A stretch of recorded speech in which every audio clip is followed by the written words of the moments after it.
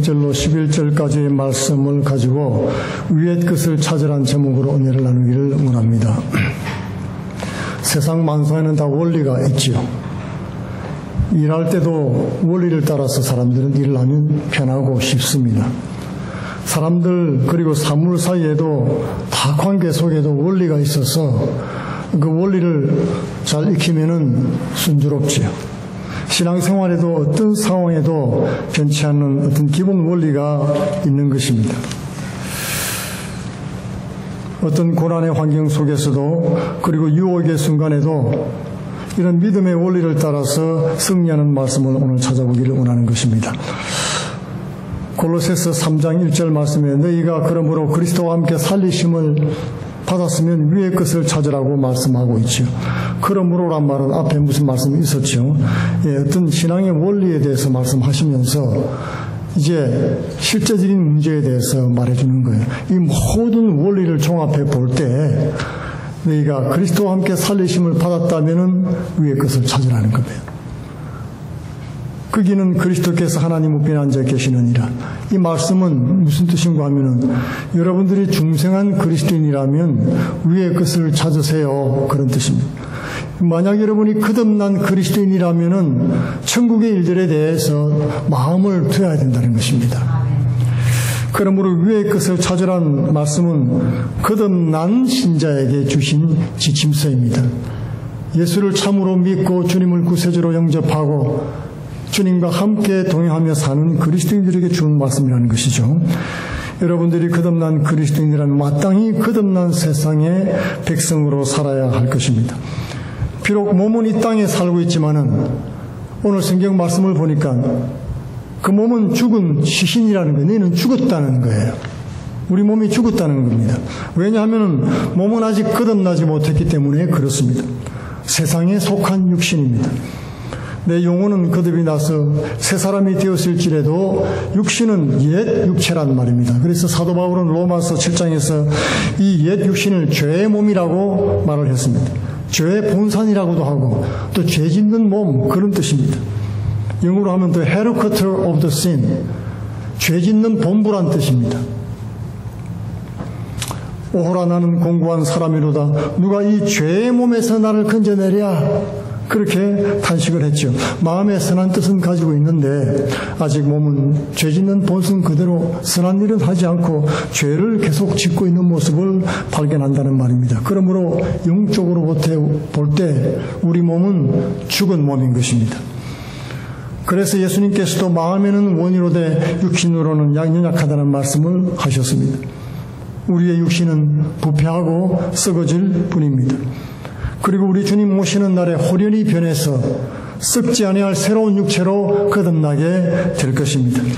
그 말씀이 고린도전서 15장에 기록되어 있지요.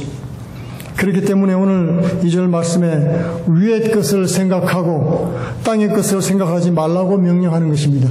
우리의 결과 궁극적으로 되어질 일에 대해서 말씀해 주는 것이죠. 그리고 그 이유를 명확하게 오늘 밝히고 있습니다. 두 가지를 말씀하고 있는데요.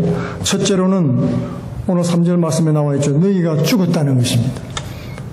그것을 기억하라는 거죠. 그리고 너희 생명이 그리스도와 함께 하나님 안에 감추어졌습니다. 이게 무슨 말입니까? 쉽게 얘기를 하면 우리가 죽음을 통해서 그리스도와 함께 하나님 안으로 쑥 들어갔다는 얘기입니다. 그리스도와 함께 죽음을 통해서 하나님 안으로 들어갔다. 이 영적인 비밀은 거듭난 그리스도인 외에는 알 수도 없고 깨달을 수도 없습니다. 너무도 쉬운 말씀이지만 알다가도 모를 말씀이 될 수 있다는 겁니다. 너희가 죽었고 너희 생명이 그리스도와 함께 하나님 안에 감추어졌다. 이것은 예수 그리스도의 십자가 사건을 통해서 사람이 거듭나는 비밀을 우리에게 말씀해 주고 있습니다. 오늘 교동문으로 읽은 말씀 빌립보 2장 말씀은 예수님이 원래 하나님의 본체셨다고 말씀하고 있죠. 원래 하나님 안에 계셨던 분입니다. 그래서 그분이 독생해서 나타나서 아들의 모습으로 이 땅에 오신 것입니다. 아들이니까 하나님이 진짜 아들을 놓으셨나 그렇게 생각하는데요. 그것은 사람들의 표현을 빌려서 말씀하신 거예요. 하나님께로부터 나왔으니까 아들이 난 표현을 쓰신 것입니다. 예수님은 원래 하나님 안에 계신 한 분이셨던 하나님이셨습니다. 그런 분이 우리 가운데 오셔서 임마누엘로 함께 해주신 것입니다. 그런데 어떻게 우리의 생명이 죽어서 그리스도와 함께 하나님 품 안으로 들어갈 수 있습니까?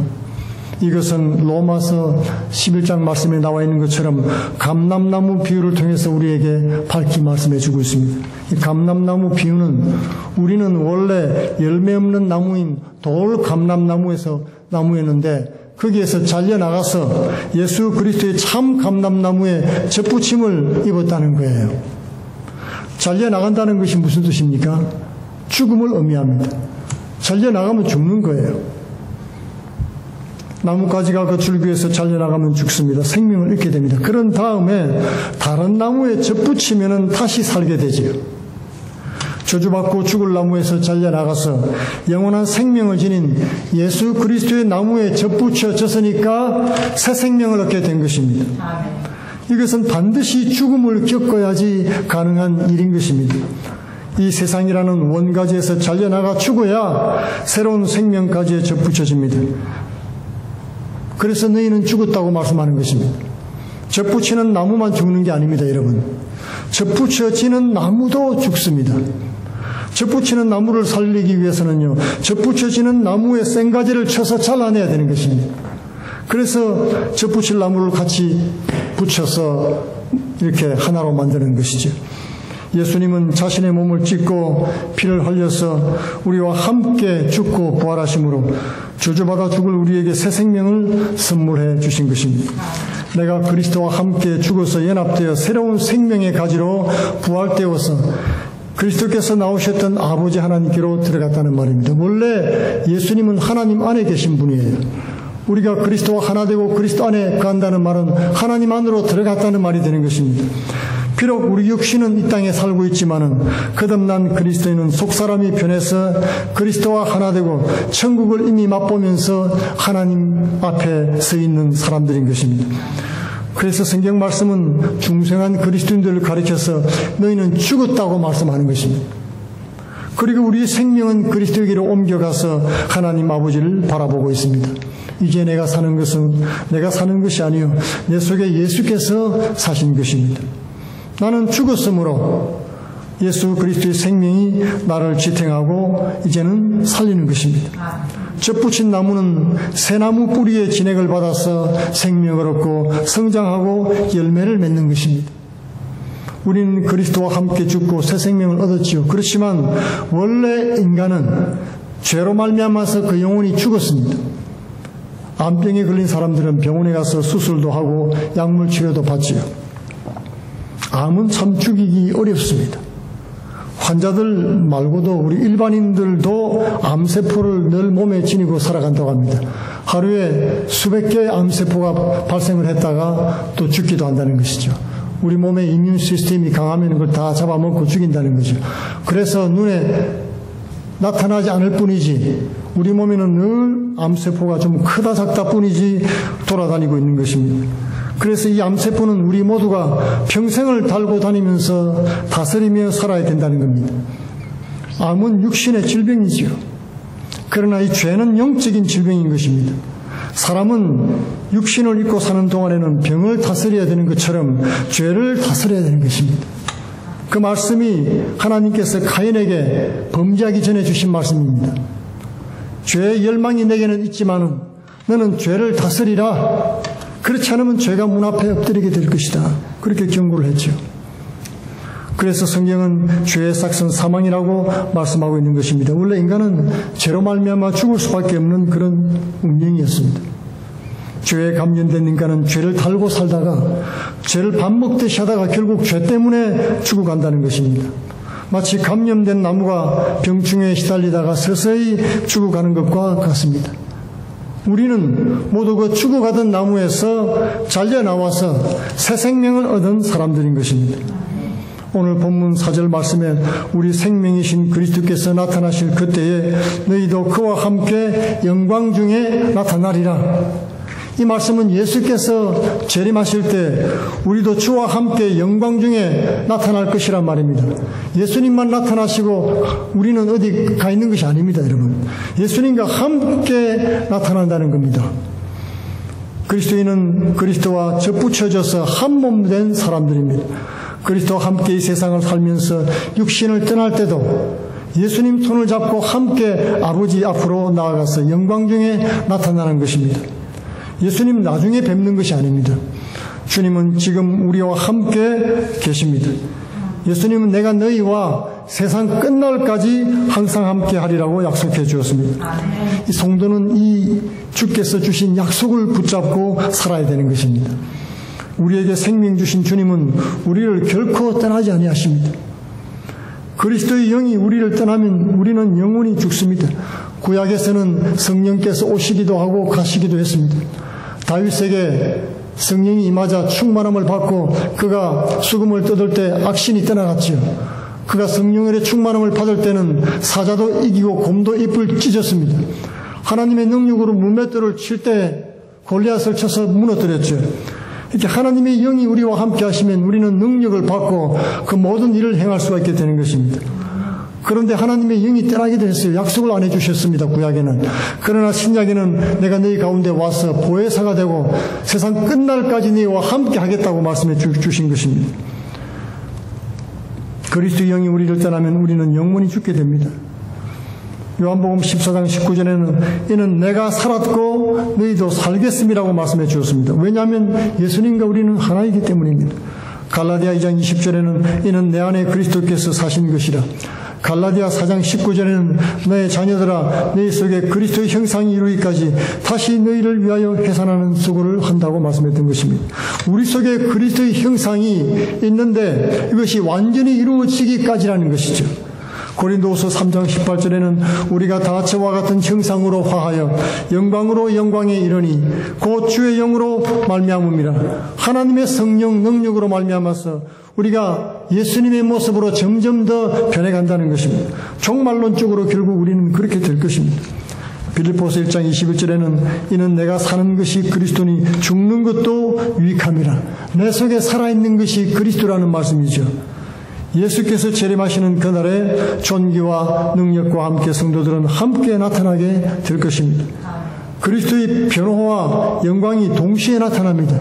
우리를 변호해 주시고 죄악으로부터 구원해 주시고 하나님 앞에 증거해 주시기도 하고 영광을 나타내면서 함께 동시에 나타난다는 말입니다. 그리스도와 같이 될 것을 주의 날에 이루어질 영광에 대해서 오늘 본문 말씀이 말씀해 주고 있습니다. 우리가 왜 위의 것을 생각하고 찾고 또 땅의 것을 생각하지 말아야 되는지 오늘 3절, 4절 이 두 가지 이유를 통해서 말씀해 주고 있지요. 첫째는 이는 너희가 죽었고 너희 생명이 그리스도와 함께 하나님 안에 감추어진 것이고 두 번째로는 우리 생명 되신 그리스도께서 나타날 때 너희도 그와 함께 영광 중에 나타날 것이기 때문입니다. 그런 소망이 우리 가운데 있기 때문에 오늘 결론적으로 땅에 있는 지체를 죽이라고 권면하고 있는 것입니다. 땅에 있는 지체인 육신은 아직 변화받지 못했기 때문에 육신의 병인 암을 치료하는 것처럼 육신의 연약함을 따라 들어오는 영적인 죄를 죽이라는 말씀인 것입니다.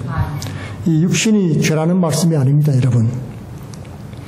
주님 재림하실 때까지 우리의 육신은 거듭나지 못했기 때문에 육신이 죄를 짓게 하는 그런 매개체가 된다는 뜻입니다. 이 죄는 우리를 자꾸만 부추깁니다. 모든 죄는 육신과 연결이 다 되어 있습니다. 오늘 말씀 5절 말씀에도 곧 음란과 부정과 사욕과 악한 정욕과 탐심이니 탐심은 곧 우상숭배니라. 육신의 죄는 바로 이런 것이죠. 우리가 위의 것을 생각하고 땅의 것을 생각지 말라고 단호하게 말할 때는 이 생각의 세계가 영적인 전쟁이라는 것을 말해주는 것입니다. 무엇을 생각하든지 그 생각이 바로 그 사람인 것입니다. 부정적인 생각을 하면 부정적이 되고 이 세상 생각을 하면 그것에 몰입되고 붙잡혀가지고 세상에 관한 말만 자꾸 하게 되어 있습니다. 은혜 받은 사람은 하나님 말씀을 읽고 묵상하기 때문에 은혜로운 말이 입에서 나오게 되어 있고 은혜로운 생각으로 가득 차 있게 되는 것입니다. 걱정, 염려, 근심은 다 사라지게 되고 하나님의 약속만 뚜렷하게 우리 마음속에 나타나게 되는 것입니다. 여러분, 우리가 계시록을 배울 때 숲도 보고 나무도 본다는 말씀을 드렸죠. 그러나 우리는 숲을 먼저 봐야 된다, 그렇게 말씀을 드렸습니다. 숲을 보는 것이 굉장히 중요한 이유는요, 이 잘못 말씀을 생각하고 접근에 들어가면 잘못된 결론을 내릴 수가 있기 때문입니다. 계시록의 여러분 대주제가 무엇입니까? 요한계시록의 주제가요, 그리스도께서 이겼다는 겁니다. 그리스도께서 승리하셨다, 하나님이 통치하신다예요. 숲을 보는 것은 바로 대주제를 보는 것입니다. 하나님이 이기셨고 그리스도가 승리하셨으니 그러므로 성도들은 강하고 담대하라는 것입니다. 흔들리지 말고 견고하라는 것입니다. 유혹에 빠지지 말고 굳게 말씀을 붙잡으라는 것입니다. 그렇지 않고 나무를 보게 되면 먼저 사단이 얼마나 강력하며 그의 계략이 어떠하고 그가 어둠의 세력들이 우리에게 어떻게 접근와서 시험을 들게 하고 넘어지게 하는가, 뭐 이런 것들만 배우면요, 이 사단이 온 세상에 가득 찬 것처럼 보여요. 착각을 일으킵니다. 그렇기 때문에 우리는 먼저 위의 것을 생각하라는 말씀을 기억해야 되는 것입니다. 위의 것을 생각하고 주님을 기억하며 주의 말씀을 붙잡으면 우리의 모든 유혹들을 잊어버릴 수가 있게 되는 것입니다. 그러므로 땅에 있는 지체를 죽이라. 땅의 것을 생각하지 않는 방법은 땅에 있는 육신을 죽이는 일입니다. 그리고 위의 것을 생각하는 것이죠. 이 옛 악을 죽이고 벗어버려야 됩니다. 오늘 8절 말씀에 이제는 너희가 이 모든 것을 벗어버리라. 곧 분함과 노용과 악의와 비방과 너희 입에 부끄러운 말이라. 그리고 너희가 서로 거짓말을 하지 말고 옛사람과 그 행위를 벗어버리라. 지체를 죽이라. 옛사람과 행위를 벗어라. 그리고 위의 것을 생각하라. 아주 짤막하게 결론적으로 말씀해 주고 있죠. 암을 죽이고 소멸시키는 방법이 있습니다. 한 3가지 정도가 있는데, 첫째는 수술하는 방법입니다. 암을 잘라내는 것이죠. 둘째는 약물 치료를 하는 것입니다. 약물을 주사해서 다 죽이는 것입니다. 셋째는 방사능으로 암을 태워버리는 것입니다. 암은 죽이고 몸은 살리는 것이 목적이죠. 그런데 안타깝게도 이 암을 죽이려고 암을 잘라내고 약물 치료하고 주입하고 방사능으로 태우고 하면요, 암도 죽으면서 몸도 죽어요. 이 암은 쉽사리 죽지 않는다는 것이에요. 그리고 몸이 회복되기 시작하면 암도 금방 회복이 되어서 전이가 일어난다는 겁니다. 그래서 현대의학의 한계입니다. 그래서 대체의학에서는 적절한 절제하는 생활을 통해서 암을 다스려 나가야 된다, 그런 말을 하는 거죠. 암을 완전히 우리 몸에서 존재 자체로 사라지게 만들 수는 없다. 암은 어차피 우리 몸에 존재하는 것이고 우리 몸이 그것을 통제해 나가야 된다는 것입니다. 과식을 버리고 과욕하지 말며 과음하지 말고 과로하지 말고 육신의 욕망을 절제하면서 우리 몸을 다스려 나가야 된다는 것입니다. 원리는 간단합니다. 할 것은 반드시 하고 하지 말아야 될 일은 하지 말아야 된다는 거예요. 그 중에서도 암을 다스리는 중요한 원리 중에 하나는 암을 키우는 일을 안 하는 거예요. 그 일을 안 하는 것입니다. 그것이 더 중요하다는 거죠. 뭐 해야 될 것들, 먹어야 될 것들, 뭐 약도 먹어야 되고 많이 있는데 암을 키우는 것에 도움을 주는 일은 하지 말아야 된다는 거예요. 아무리 좋은 것과 처방을 해주어도 소용이 없다는 것입니다. 잡초가 무성한 들판에는 잡초를 먼저 드러내고 잡초 뿌리를 뽑고 그런 다음에 갈아엎고 난 다음에 식물을 심는 것입니다. 그러므로 우리는 부정적인 생각을 하지 말고 이기신 주님을 생각하라는 것이죠. 죄는 암과 같습니다. 불순종하는 인류는 모두 가인의 후예들입니다. 하나님께서 경고하신 것처럼 죄의 마음은 내게 있지만 너는 죄를 다스리라고 말씀하고 있죠. 그렇지 않으면 죄가 내 문에 엎드리느니라.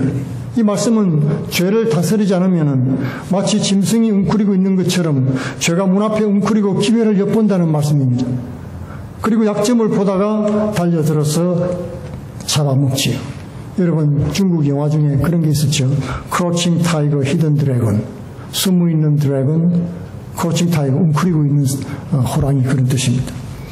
먹이를 사냥하는 호랑이가 웅크리고 먹이를 노려보고 있는 그런 모습이죠. 하나님께서 바로 죄가 그런 존재라고 설명을 해주신 것입니다. 그러나 인류는 스스로 힘으로 죄를 다스리는 데 실패했습니다. 죄에게 잡아먹혀서 사망이 찾아온 것입니다. 도덕이나 윤리로, 종교로, 금욕생활로, 법으로 죄를 없이 하지 못했습니다. 사람은 땅에 있는 일을 생각하는 동안에는 절대로 땅에 있는 지체를 죽일 수가 없습니다. 10절 말씀에 보면 우리가 새 사람을 입고 지식에까지 새롭게 됐다는 사실을 알라고 말씀하고 있죠. 생명의 성령의 법이 죄와 사망의 법에서 우리를 자유케 했다. 그것이 새로운 지식이에요, 여러분. 새 사람을 입었다는 그런 지식입니다. 그것을 깨닫게 될 때 비로소 위의 것을 생각할 수 있게 되는 것입니다. 이것은 내주하시는 성령의 능력의 사역인 것입니다. 내 속에 그리스도의 영이 죄로부터 자유함을 입었다는 지식을 얻게 해주는 것입니다. 육신이 죽으면 안병도 죽는 것처럼 죄인이 그리스도와 함께 죽음으로 그 속에 죄도 함께 죽고 그리스도와 함께 다시 살리심을 받았기 때문에 이제는 죄와는 상관없는 새 사람을 입은 것입니다. 거듭났다는 것이에요. 그 지식을 말하는 것입니다. 신분이 달라졌다는 겁니다. 죄인의 신분에서 의의 자녀가 됐습니다. 여인이 남편이 살아있을 때는 그 남편에게 속합니다. 그러나 그 남편이 죽으면 모든 법적인 속박으로부터 자유함을 입고 다른 데 이제 시집을 갈 수가 있게 되죠. 다시 결혼할 수 있습니다. 자유인이 됐다는 말입니다. 이제는 마치 죄가 나를 통제할 수가 없습니다. 강제할 수도 없고 덮칠 수도 없어요. 내가 싫다고 밀어내면 아무 힘도 없고 고난도 없고 손도 못 댄다고 성경은 말씀하고 있습니다. 우리가 죄를 사랑하고 죄 유혹에 빠져서 죄를 엄밀히 받아들이기 때문에 죄를 짓는 것이지 이제는 죄와는 상관없는 신분이 됐다는 거예요. 이미 죄인으로는 죽고 의인으로 살아났기 때문에 그렇습니다. 우리는 모두 새 사람을 입은 사람들입니다. 그렇기 때문에 죄를 밀어내면 밀려나가는 것입니다. 마귀의 유혹이나 위험도 예수 그리스도 이름으로 대적하면 쫓겨난다고 말씀해 주고 있습니다. 그렇기 때문에 우리는 예수 이름으로 기도하고 마귀도 쫓아내는 거지요. 바로 그러한 권세를 가졌다는 것을 우리는 깨달아야 되는 것입니다. 그것이 지식에까지 새롭게 되는 것을 말하는 것입니다. 과거에 죄의 노예가 되어가지고 전전긍긍하고 불안한 그런 태도와 자세를 이제는 버리라는 거죠. 그리스도의 생명과 권세가 우리 속에 계시기 때문입니다. 그리스도는 포도나무요 우리는 그 가지입니다. 우리는 그분의 줄기에 접붙여져 있습니다. 그러므로 적극적으로 위의 것을 생각하고 땅의 것을 밀어내면 성령의 능력으로 그렇게 할 수 있게 되는 것입니다. 이미 우리의 속사람이 거듭나고 하나님의 자녀가 되었습니다. 땅의 지체를 명하고 죽이면 통제할 수 있다는 것입니다. 이미 하나님의 자녀의 권세를 우리에게 넘치도록 주셨습니다. 내 자존심과 자아를 명령해서 죽이면 거짓하지 않고 정직하게 살 수 있습니다. 사단이 우는 사자처럼 두루다니고 삼킬자를 찾고 믿는 자들까지도 미혹하려고 들고 있지만은 성도 여러분 절대 속지 마시기 바랍니다. 사단의 권세는 이미 다 잃었습니다. 뱀의 머리는 십자가에서 이미 깨졌습니다. 예수님이 영적 전쟁에서 이겼기 때문에 예수와 함께하는 우리도 이미 승리한 것입니다. 두려워하거나 염려하거나 걱정할 필요가 없습니다. 승리자처럼 사시기 바랍니다. 위의 것을 생각하고 이기신 어린 양을 생각하고 믿음으로 선포하고 땅의 것을 떨쳐내시기 바랍니다. 악화가 양화를 구축하도록 허용해서는 안 되는 것입니다. 영화 킹덤 오브 헤븐이라는 영화가 있습니다. 그 안에 명대사가 있는데 서유럽 십자군을 대표해서 예루살렘을 지키던 발리안과 아랍연합군의 강력한 지도자 살라딘이 성에 마주쳤습니다. 여러분도 이 영화를 본 사람은 기억을 하시겠습니다만 얼마나 치열하게 싸우는지 모릅니다. 그리고 결국에는 평화조약을 맺죠. 발리안은 성을 내주기로 하고 살라딘은 기독교인들을 죽이지 않고 안전하게 떠날 수 있도록 약속하는 것입니다. 그때 발리안이 물었습니다. 예루살렘이 도대체 무슨 가치가 있는가? 이렇게 묻자 살라딘이 대답합니다. Nothing. 아무것도 아니다. 그리고 돌아서서 이렇게 말하죠. Everything. 모든 것이다. 사실 우리가 인생에서 목숨 걸고 싸우는 일이 아무것도 아닐 수가 있습니다. 아무것도 아닌 것에 모든 것을 걸고 살아가는 어리석은 인생이라는 것입니다. 하나님이 우리에게 생명과 호흡을 주셨다는 사실을 기억한다면 그런 어리석은 선택을 하지 않을 수 있는 것이죠. 땅에서의 일들은 허무하고 유한합니다.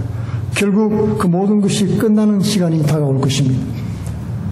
그런 허무하고 유한한 것에 모든 것을 거는 어리석은 사람들에게 하나님은 모든 것을 내려놓으라고 권고하고 있습니다. 하나님께 올인하라고 권면해 주시는 것입니다.